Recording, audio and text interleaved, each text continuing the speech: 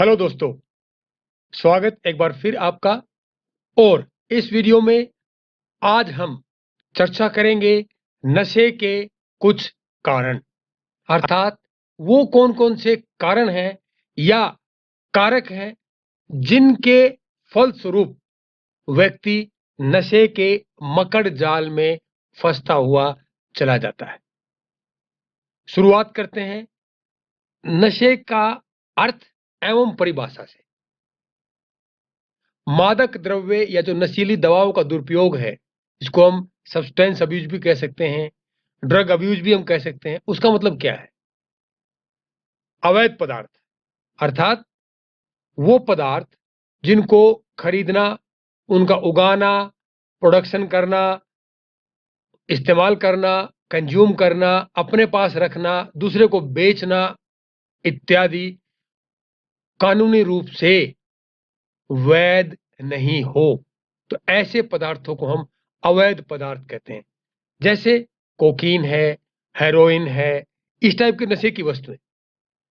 अवैध पदार्थों या दवाओं का सेवन और निर्धारित दवाओं और शराब का अत्यधिक उपयोग या सेवन, ये अर्थ है। यहां पर निर्धारित दवाएं कौन सी होती हैं?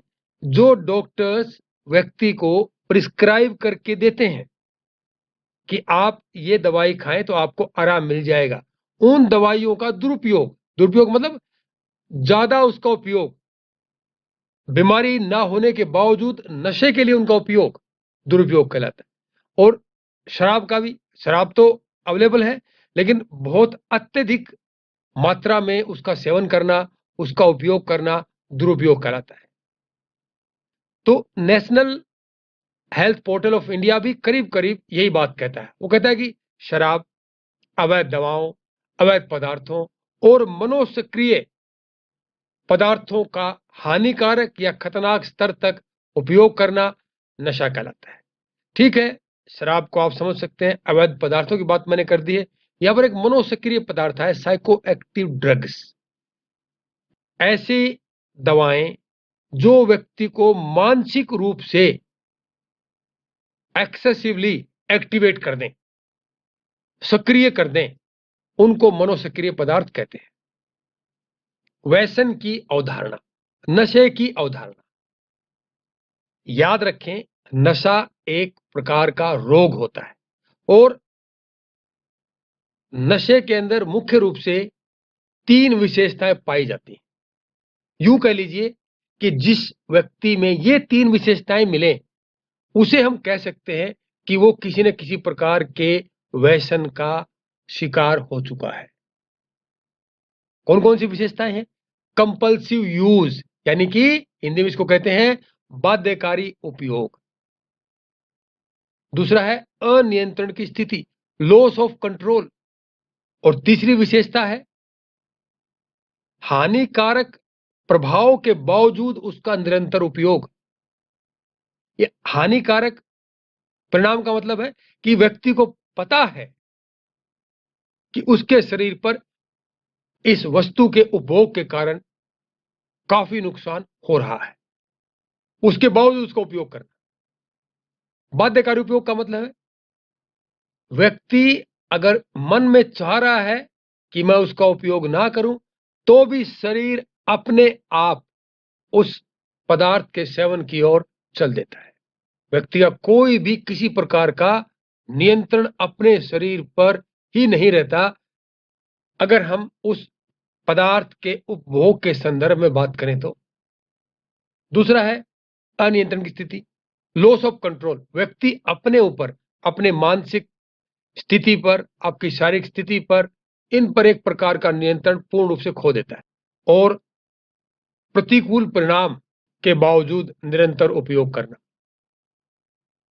व्यक्ति ये जानता है कि इस पदार्थ का अगर मैं सेवन करता हूं तो इसके जो परिणाम है शरीर पर वो बहुत ही हानिकारक है। वो ये जानता है, उसके बावजूद भी अगर वो उस पदार्थ का सेवन करता है तो वो एक नशे की विशेषता है। अब वो कौन-कौन से जोखिम हैं या वो कौन-कौन से कारक हैं या कारण हैं जिनके फलस्वरूप व्यक्ति नशे के मकड़ जाल में फंसता हुआ चला जाता है। सबसे पहली बात, हेरोइन के नशे की शुरुआत के लिए सहकर्मी प्रभाव। एक रिसर्च बताती है कि ज्यादातर अगर कोई व्यक्ति हेरोइन के नशे का आदी हो चुका है तो ये आप समझ लें कि हो ना हो उसके सहकर्मियों ने, उसके पीयर्स ने, उसके दोस्तों ने ही उसे इस नशे की आदत डाली है। दूसरा कारक है शराब या अन्य मादक द्रव्यों के सेवन का पारिवारिक इतिहास। अगर व्यक्ति के परिवार में नशे के पदार्थों का या शराब का अत्यधिक सेवन का आदी रहा है, कोई इतिहास उसका रहा है, तो यह पूरी संभावना है कि आने वाली जनरेशन में भी नशे की आदत हो सकती है। पर्यावरणीय कारक। यहां पर पर्यावरणीय कारक का मतलब है मनो सामाजिक पर्यावरणीय कारक कि व्यक्ति का जो वातावरण है, सामाजिक वातावरण है, पारिवारिक वातावरण है, मानसिक वातावरण है, वो किस प्रकार का है। फॉर एग्जाम्पल, अगर उसके घर में शांति नहीं है, लड़ाई झगड़ा होता है, तो ऐसी स्थिति में भी ज्यादा संभावना है कि वो व्यक्ति नशे की तरफ जा सकता है।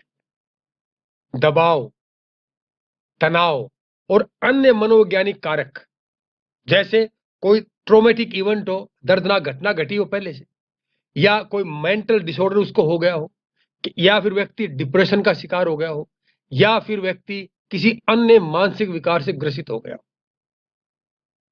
ऐसी स्थिति में भी व्यक्ति अपने आप को उन घटनाओं से, उन मानसिक विकार से, वैसी स्थितियों से बचाने के लिए नशे में धकेल देता है। पदार्थों का उपयोग संबंधी प्रयोग, एक्सपेरिमेंटेशन, ये कारक ज्यादातर किशोरों को नशे में धकेलने में अपनी भूमिका निभाता है, क्योंकि किशोर एक्सपेरिमेंटेशन में अत्यधिक विश्वास रखते हैं। वो उस वस्तु के प्रयोग से जो प्रभाव होने वाले हैं उसके प्रति एक उत्सुक रहते हैं, तो वो प्रयोग करके देखते हैं कि ऐसा क्या मजा आता है इसमें यार खाने से, एक बार देखे तो सही। हम नशे के आदि थोड़ी होंगे, लेकिन जब व्यक्ति प्रयोग करता है, उसको कंज्यूम करता है, उसके बाद जो आनंद का अनुभव उसे होता है उसको वो बार बार पाना चाहता है। तो बार बार पाने की स्थिति में फिर उसको पदार्थ की आवश्यकता पड़ती है और फिर वो धीरे धीरे नशे के गहरे गर्त में फंसता हुआ चला जाता है, जहां से निकलना ऑलमोस्ट असंभव है।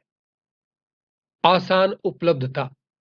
अगर नशे का पदार्थ आसानी से उपलब्ध हो, जैसे हमने बात की पारिवारिक इतिहास हो, परिवार में कोई व्यक्ति शराब पीता है तो शराब हर समय उपलब्ध रहेगी, या किसी और प्रकार का नशा करता है तो परिवार के जो दूसरे सदस्य हैं उनके अंदर भी एक जिज्ञासा जागेगी, एक बार हो सकता है हम भी प्रयोग करके देख लें, क्योंकि आसानी से उपलब्ध हो। अगर उपलब्धता नहीं हो तो व्यक्ति का उसकी तरफ ध्यान जाएगा ही नहीं। मीडिया में महिमा मंडन। आप देखेंगे फिल्मों में तो जो विलेन होता है उसको तो नशे का सौदागरी दिखाया जाता है, बड़ी बड़ी गाड़ियों में इसको दिखाया जाएगा, बड़े बड़े ऐश करता हुआ दिखाएगा, हेलीकॉप्टर रखता है अपना पर्सनल, बड़ी बड़ी चीजें उसको दिखाते हैं। और भी कई तरीके से प्रत्यक्ष और अप्रत्यक्ष रूप से भी नशे का एक मीडिया में इतना महिमा मंडन किया जाता है कि जो युवा होते हैं वो एक बार उसको प्रयोग करके देखना चाहते हैं कि हम भी ऐसे ही ऐश की जिंदगी जिएंगे। तो ये जो भाव उसके अंदर उत्पन्न होता है वो व्यक्ति को नशे की ओर ले जाता है और बाद में वो एक व्यसन का रूप ले लेता है। अनुपयुक्त और दोषपूर्ण रोल मॉडल। रोल मॉडल आप समझते हैं, जिसको देख करके व्यक्ति वैसा ही व्यवहार करने लगता है। खास करके बच्चों में होता है, एडोलसेंट में ज्यादा पाया जाता है कि जो रोल मॉडल है वो एक प्रकार का एक ऐसा व्यक्ति होता है कि दूसरे लोग उसके व्यवहार की कॉपी करते हैं। और आज के युवाओं के रोल मॉडल खास करके भारत में सब बॉलीवुड में चले गए हैं, जहां पर ज्यादातर नशेड़ी ही हैं। फटी जीन्स पहनेंगे, बेहुदा कपड़े वो पहनेंगे, ड्रग्स वो इसलिए लेते हैं कि वो कहते हैं कि बहुत काम करते इसलिए थक जाते हैं, जैसे दुनिया में कोई और काम करता ही नहीं है। केवल बॉलीवुड वाले ही काम करते हैं। तो वो सारे के सारे जो नशेड़ी हैं वो आज के युवाओं के रोल मॉडल बन गए हैं। तो जब आपके रोल मॉडल ही ऐसे होंगे तो स्पष्ट है कि व्यक्ति नशे में तो जाएगा ही जाएगा। फिल्में बनी है उड़ता पंजाब, और ये फिल्मों में स्टंट दिखाते हैं, नशे को इस भाव से दिखाया जाता है जैसे कि बहुत बड़ी अचीवमेंट हो, और वो चीजें सारी की सारी युवाओं को, किशोरों को अपनी ओर आकर्षित करती है। वो तो पैसा कमा लेते हैं, लेकिन वो ये नहीं देखते कि इसका बुरा प्रभाव समाज पर और देश पर कितना पड़ता है। नशे के सौदागरों को मैं देश का सबसे बड़ा गद्दार मानता हूं। अगर किसी देश को बर्बाद करना है तो उसकी युवा पीढ़ी को आप नशे की लत डाल दीजिए। और करीब करीब आज के जो अभिनेता हैं वो नशेड़ियों का एक गैंग है। आनुवंशिक प्रवृत्ति, व्यक्ति का जो जेनेटिक स्ट्रक्चर है उसी प्रकार का होता है कि वो नशे की वस्तुओं के प्रति ऑटोमेटिकली अट्रैक्ट हो जाता है। पदार्थों के प्रति जिज्ञासा, क्यूरियोसिटी, कि ऐसा क्या है इसमें यार कि लोग खूब शराब पीते हैं, क्या है ऐसा। जो क्यूरियोसिटी उनके अंदर होती है उसको जानने के लिए और अपनी उस लालसा को पाने के लिए युवा, किशोर एक बार उसको प्रयोग करके देखना चाहते हैं। और वो क्यूरियोसिटी ज्यादातर उन्हें उस अंत की ओर ले जाती है जहां से लौटना संभव नहीं है।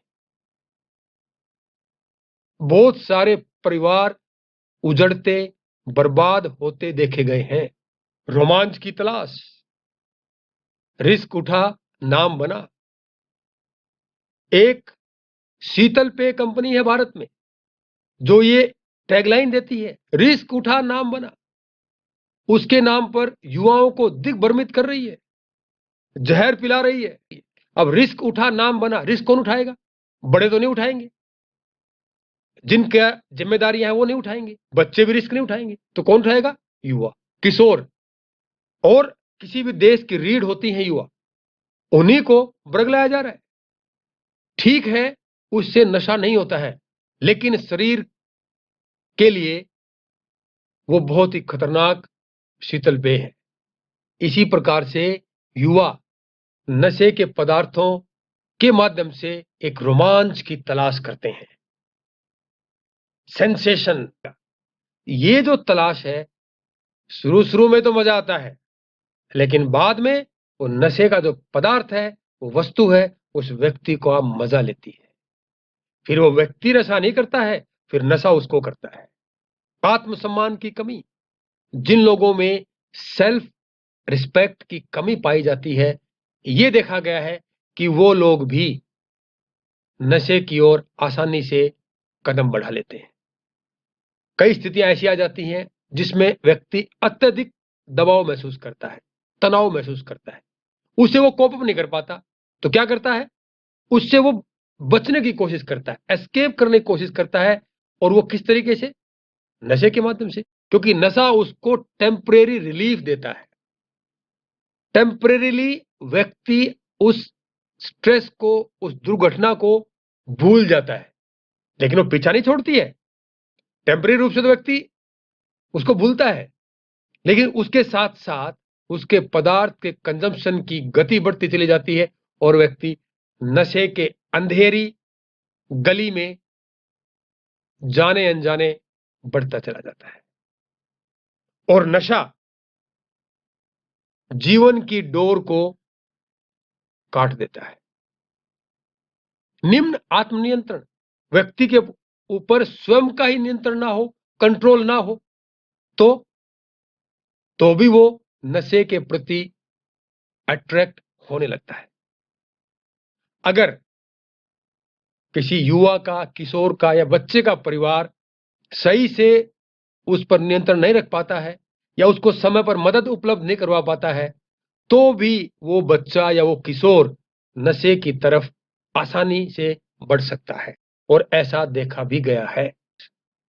व्यक्ति अपने आप को, अपने जीवन को, अपने जीवन शैली को सही से अगर मैनेज नहीं कर पाता है तो बहुत सारी समस्याओं से घिर जाता है।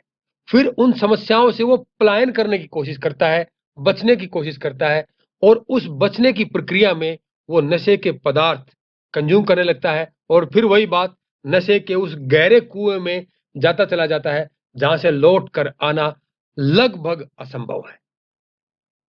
गरीबी, यस, सही सुना आपने, गरीबी भी एक कारक है। ज्यादातर गरीब लोग नशे के गर्त में फंसते हुए पाए जाते हैं क्योंकि वो जल्दी अमीर होने की चेष्टा में नशा शुरू में बेचना शुरू करते हैं। जब पकड़े जाते हैं, कानून का शिकंजा कसता जाता है, वो खुद कंज्यूम करने लगते हैं। कई सारे ऐसे पहलू हैं जो व्यक्ति को नशे की ओर ले जाते हैं। अर्थात जिसकी सामाजिक आर्थिक स्थिति निम्न होती है, वे भी नशे की ओर बढ़ सकते हैं, इसकी संभावना अधिक होती है। साइकोलॉजिकल प्लेजर, नशा एक प्रकार से व्यक्ति को आनंद देता है, खूब मजा देता है। व्यक्ति को किसी काम को करने में अगर मजा आता है, आनंद आता है, तो उसके लिए वो एक तरह से साइकोलॉजिकल रिवार्ड होता है। और नशे में क्या है? सुखद अनुभव। वो अनुभव उसके लिए एक साइकोलॉजिकल रिवार्ड का काम करता है। और रिसर्च ये बताती है कि जिस काम में व्यक्ति को मजा आता है, तो व्यक्ति उस काम को बार-बार करता है। तो नशे में मजा आता है, तो बार-बार वो नशे को करने लगता है। और एक बड़ी इंटरेस्टिंग सी बात है कि शाह ने 2004 में रिसर्च में ये बताया है कि जो रजिस्टर्ड चिकित्सक होते हैं, वे भी बहुत सारी दवाओं का अवैज्ञानिक रूप से प्रयोग करते हैं पेशेंट के ऊपर। वो क्यों करते हैं? कि उन दवाओं से व्यक्ति को बहुत जल्दी आराम मिलता है। उसका जो शारीरिक कष्ट है, वो जल्दी ठीक होता है। तो ऐसा होने से जो पेशेंट है, वो उसका एक एम्बेसडर का काम करते हैं। वो दूसरों को बताते हैं कि यार वो डॉक्टर ठीक है, उसने देखो 2 ही डोज में मेरी सारी बीमारी को ठीक कर दिया। वो unscientific use of prescribed medicines.